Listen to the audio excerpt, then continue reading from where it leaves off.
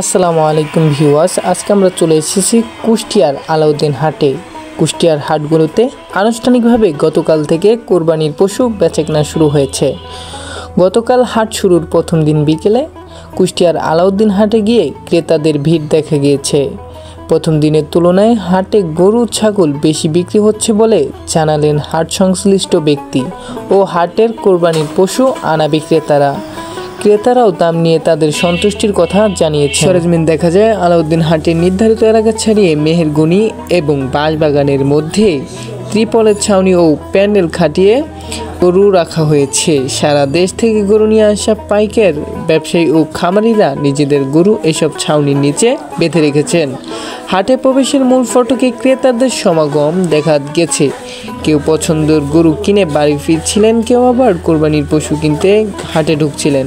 বিকেল 4টা থেকে 5:30 পর্যন্ত 1.5 ঘন্টা শতাব্দী ক্রেতাদেরকে পছন্দের পশু কিনে ওই ফটক দিয়ে বেরিয়ে যেতে দেখা গেছে।